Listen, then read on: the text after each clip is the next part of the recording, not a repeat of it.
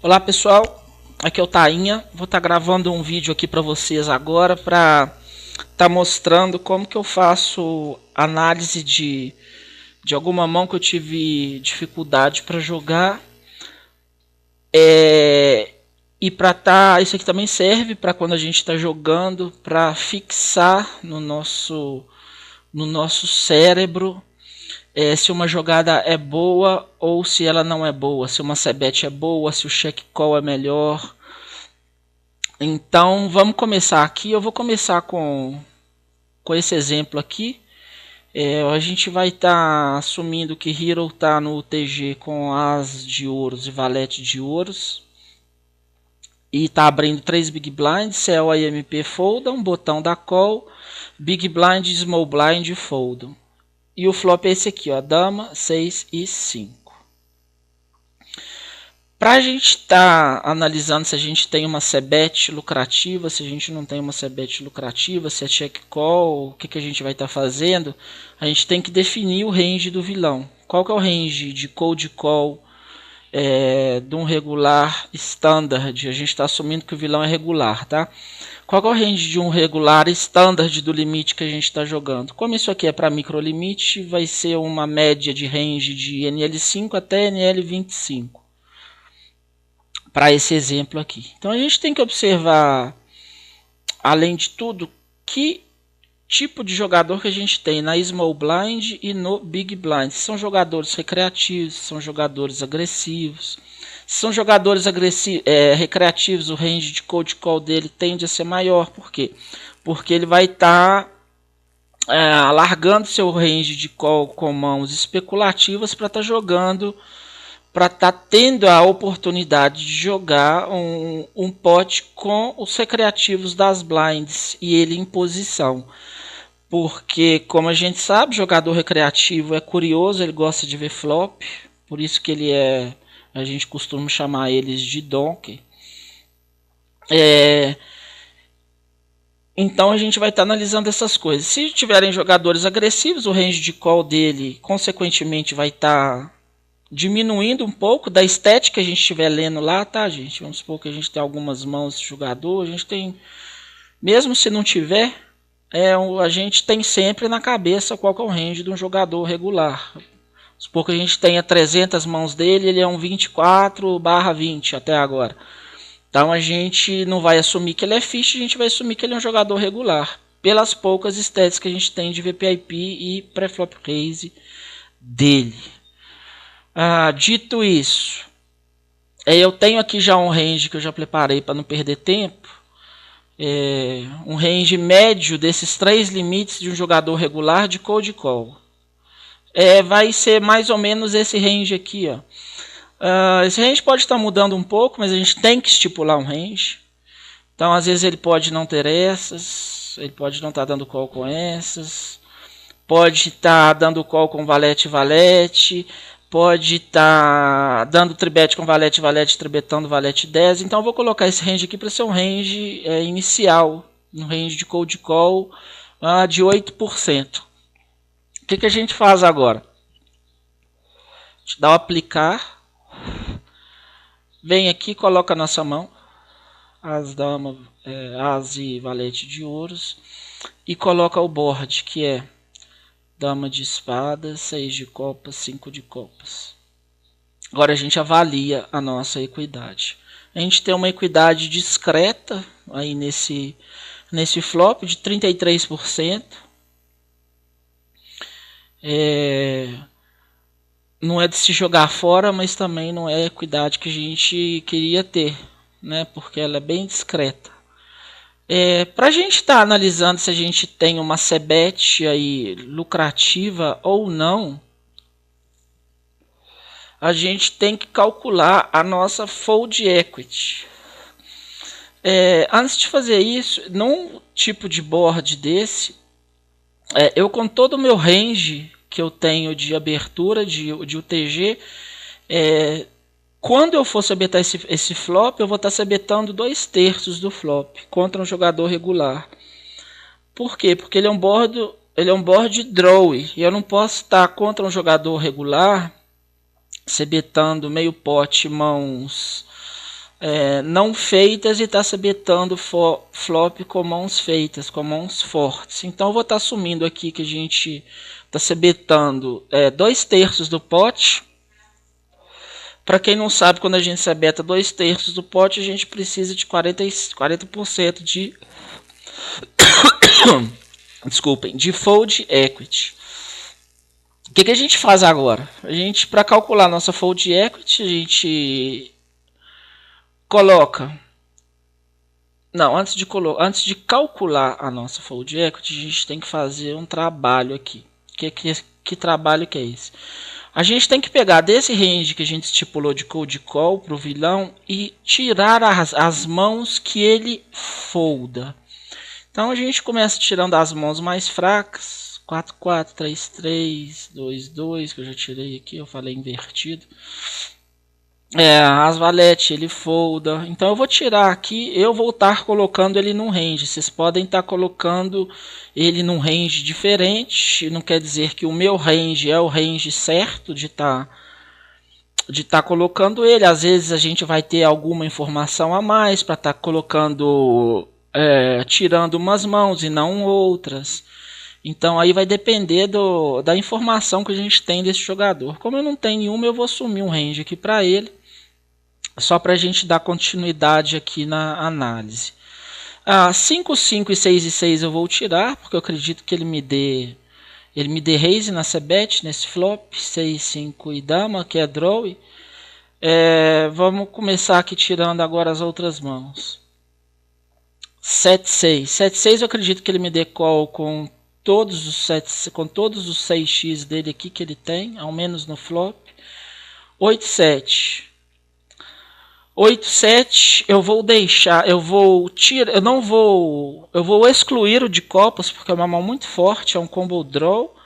E eu acho que ele vai estar me raisando aí esse flop, com esse tipo de mão. Ele pode estar fazendo mesmo com 8, 7 de espadas. Mas como eu não sei quais são as características dele, não tem nenhuma informação, eu vou deixar. É melhor a gente deixar o vilão com range mais largo do que tirar mãos do range dele e no river a gente colocar essa mão de novo. Ele pode ter 8, 7 de espadas. Não, isso é um erro muito grave. Então é melhor a gente deixar ele com um range mais largo do que com um range mais curto. Então vamos deixar ele aqui com todos os straight draws dele. 9 e 8. Essas aqui eu vou deixar todos os pocket pairs, que ele não folda nenhum desses. 9 e 8. Eu vou deixar ele só com o 9 e 8 de copas. Vamos ver o que você está fazendo direitinho isso. Só com o 9 e 8 de copas. O 9 e 8 de espadas ele poderia estar raisando aqui também por semi-bluff. Mas como eu não sei se ele faz isso, eu vou tirar, porque ele não está no range de call dele. 10 e 9 é a mesma coisa. Vou deixar só o de copas.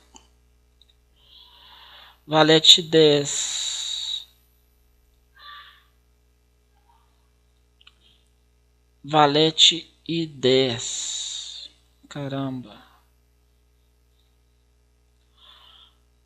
Valete 10 a mesma coisa, eu vou deixar ele com de copas. Os de espadas eu não vou ficar repetindo mais, ele poderia sempre estar dando um raise aí nessa bet. Aí eu não sei, não posso saber, sem informação dele.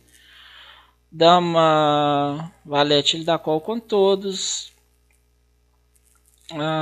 Rei valete, ele deve continuar só com os de copas. O mesmo vale para as e valete, só os de copas. De espadas, eu não, só se ele for bem fraco para ele me dar um call aí com as valete de espadas, é melhor ele estar transformando essa mão em semi-blefe, então vou deixar só de copas. Pro as e 10 vai ser a mesma coisa.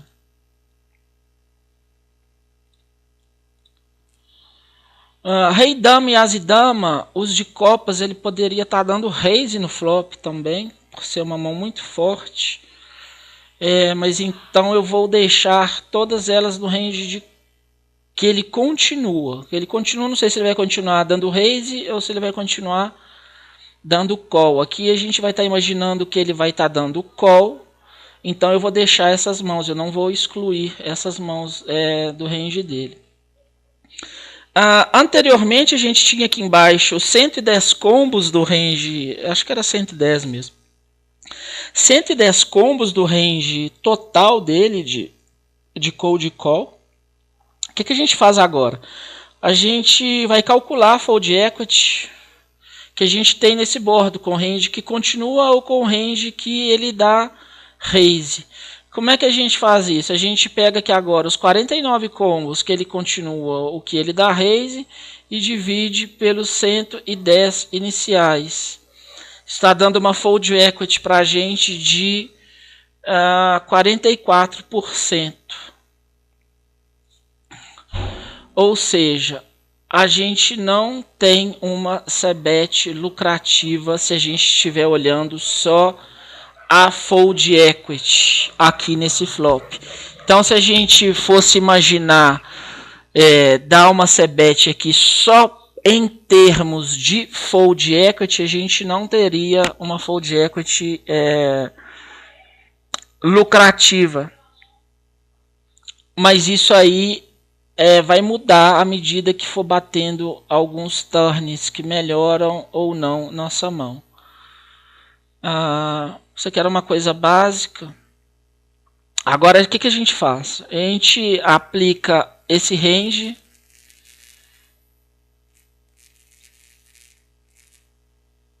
Beleza, esse range já está. Vamos só dar uma controlada aqui para ver se ele está. Se ele está excluindo já os combos. Beleza. Feito isso, a gente vai estar usando uma ferramenta aqui do Equilab, ao menos eu uso ela bastante, não sei se vocês conhecem, que é o analisador de cenários. Isso aqui é bem legal, dá para a gente aprender bastante com isso, memorizar bastante coisa com isso. O que ele faz? Ele coloca aqui o range do vilão, que já está aqui, ó. Esse aqui é o range do vilão. Esse aqui é a nossa mão, a mão de hero, as valetes de ouros, e esse aqui é o flop. O que a gente faz agora? A gente vai analisar quais cartas para a gente vão ser boas no turn. E aqui vocês notem que nossa equidade agora é de 26%. Né? Contra aquele range ali, a nossa equidade piorou contra o range dele que continua. A gente analisa cartas do turn, aí ele vai abrir para a gente esse gráfico aqui. Ou seja, para a gente continuar cebetando esse board aqui, cartas que vão ser boas para a gente no turn, o que vai ser? Vai ser praticamente os valetes e os ases. As piores cartas vão ser as de copas, porque completa para um possível flash draw dele. Vai estar sendo 9, 8, 7, 4, que completa para straight draw dele também. E aqui mesmo que saia um as ou um valete, isso não quer dizer que a gente vai estar tendo sempre a melhor mão. Por exemplo, as de paus, se bate um as de paus no turn, a nossa equidade ela vai aumentar para 86%. Aqui, ó, ela aumenta para 86%. Isso não dá nem a certeza para a gente que a gente vai ter melhor mão, mas já melhora bastante a equidade. Então, cartas boas para a gente estar cebetando esse flop que possam bater no turn são muito poucas. São praticamente 6. Não tem carta que melhora muito a nossa mão no turn.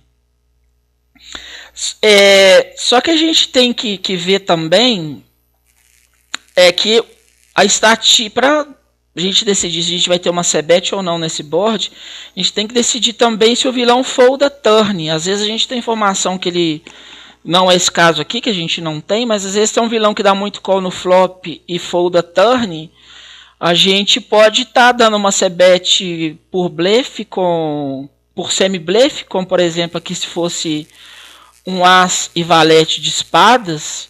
Isso já melhoraria bastante a nossa equidade no turn. Vamos estar trocando aqui só para fazer um outro exemplo. Se fosse as valete de espadas, já melhora um pouco a nossa equidade aqui, ó. No flop, tá, gente? Mas em que isso altera? O que isso muda? Isso muda muita coisa, porque a gente se betar duas overcards sem backdoor contra com uma baixíssima equidade e sem praticamente fold equity necessária, isso muda muita coisa. Porque, por exemplo, se no turn bate dois de espadas, vamos analisar. Não, aqui ele tirou do turn. Deixa eu colocar aqui. Dois de espadas. Vamos analisar se no turn bater uma carta de espadas. Aqui eu estou colocando um 2. Olha como que a nossa equidade pro river ela muda bastante. Olha, a gente saiu de 6 cartas que a gente tinha no flop e que mesmo essas 6 cartas elas não davam para a gente a melhor mão. A gente passa a ter 1, 2, 3, 4, 5, 6, 7, 8, 9 cartas para o river, que podem bater no river, que vai dar o nuts para a gente. E a gente vai ter as, que vai estar dando uma mão muito forte para a gente também no river. Tem valete, que dá 80% de equidade. Então a gente tem que, para a gente estar planejando a nossa mão desde o flop, o planejamento ele parte do pré-flop, passa pelo flop, para o turn e depois a gente chega ao river. Acho que não tem mais nada que eu quero falar sobre isso. Vamos dar só para dar uma brincada aqui. Vamos tirar esse turn de espadas e colocar um turn valete. Vamos ver o que acontece num turn valete. Um turn valete, a nossa equidade aumenta bastante também, só que nesse caso a gente não tem river que a gente faça o nuts, mas como vocês podem ver aumenta bastante aqui. Então nesse caso aqui com o backdoor, cartas boas para a gente no turn vão ser todos os espadas, ases e valetes. Então tem muita diferença da gente estar se betando duas as e valete aqui nesse caso com backdoor ou sem backdoor. Isso aí eu aconselho vocês usarem bastante. Eu uso sempre, nunca vou deixar de usar isso. Que isso aí, além da gente memorizar, de vir como isso, depois que a gente usa constantemente isso, já vem automático na cabeça a range do vilão, o que ele continua, o que ele folda. Quando eu não usava isso, mais ou menos no começo da minha carreira / evolução, hoje em dia eu não tenho poker como minha única fonte de renda, então eu não posso dizer que eu sou profissional de poker. Isso aí me ajudou bastante. Às vezes eu ficava perdido em um monte de board, o que o vilão tem, o que ele continua. Às vezes nem pensava com o que ele continua, às vezes nem no começo eu não planejava nem as streets. Começo que eu falo é 6 meses de jogo, tá, gente? Não sabia nem o que era planejar as streets. Então tá usando essas coisas é muito importante para a gente poder evoluir. Isso aí não é só para jogador inexperiente, não. Todo jogador experiente, ele tem que estar sempre usando isso para manter sempre na cabeça, manter sempre fresco na cabeça, range, c-bet, fold equity, equidade. Isso aí, se a gente não tiver isso na cabeça no poker, vai ser bem difícil a gente ser lucrativo. Eu espero que vocês estejam gostado. Eu vou ver se amanhã eu já volto com um vídeo de live session que eu fiquei devendo semana passada. Então, um abraço aí para todo mundo, pessoal.